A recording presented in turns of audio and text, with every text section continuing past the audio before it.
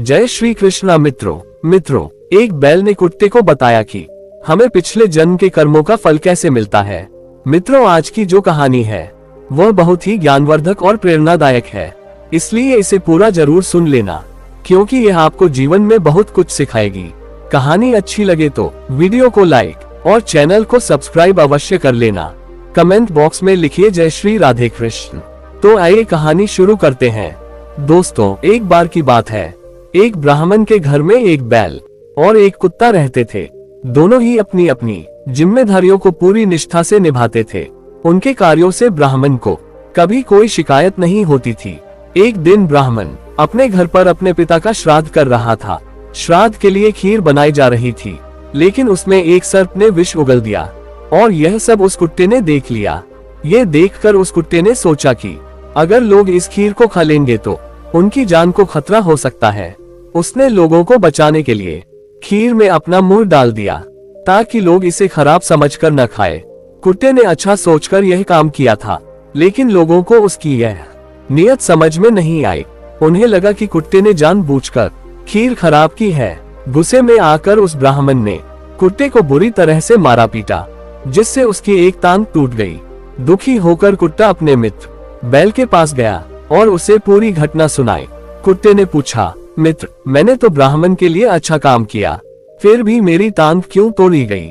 बैल ने उसे समझाया, मित्र, ये सब हमारे अपने कर्मों का परिणाम है। हर किसी को अपने कर्मों का फल भुगतना होता है। ब्राह्मण ने तुम्हारी टांग तोड़कर अपने पिछले जन्म के कर्मों का बदला लिया है। पिछले जन्म में किए गए कर्मों का फल हमें इसी जीवन में मिलता है और यही ईश्वर का न्याय है।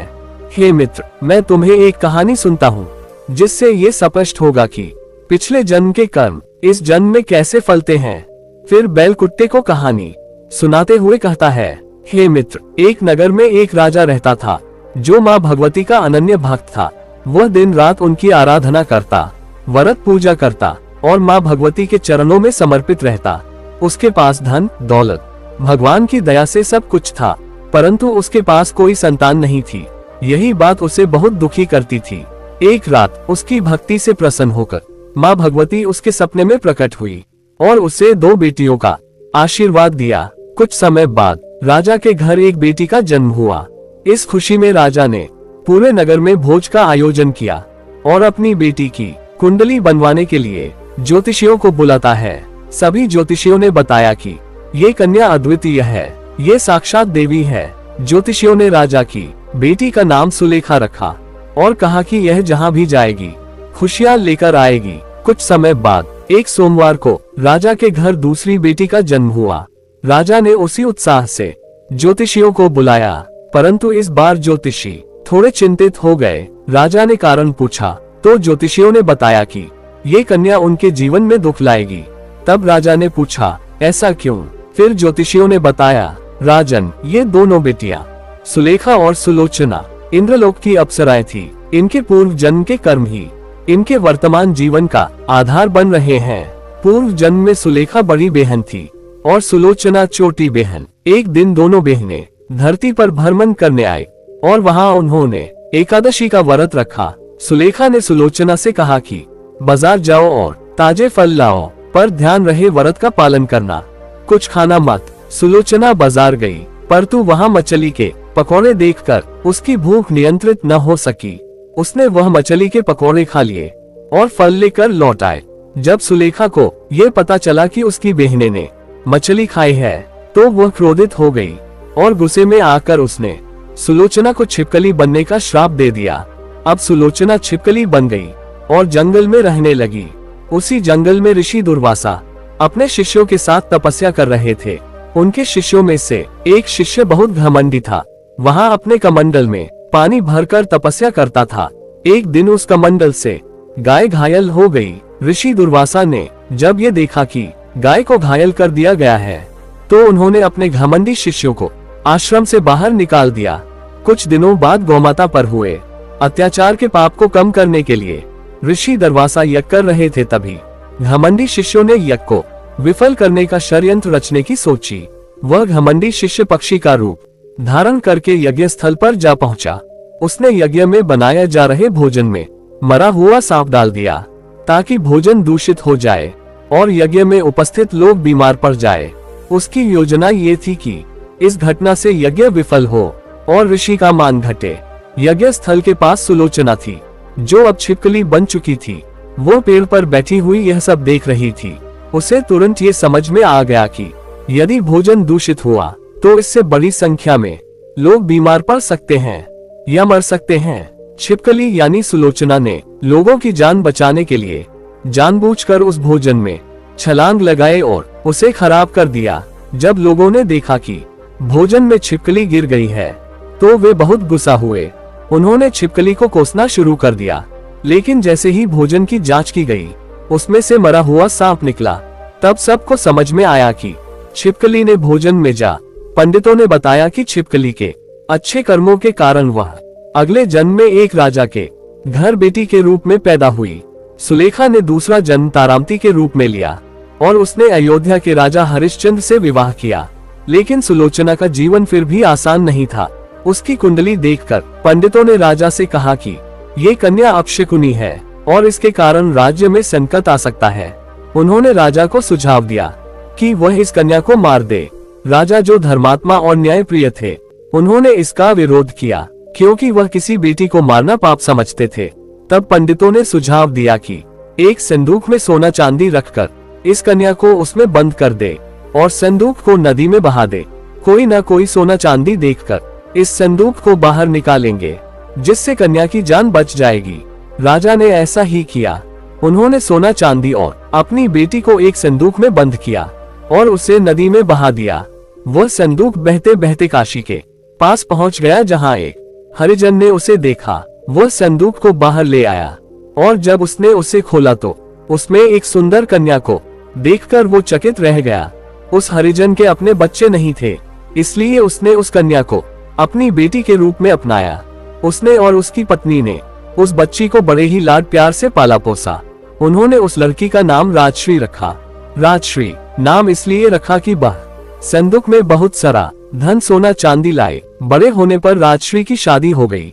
उसकी सास राजा के महल में साफ सफाई का काम करती थी।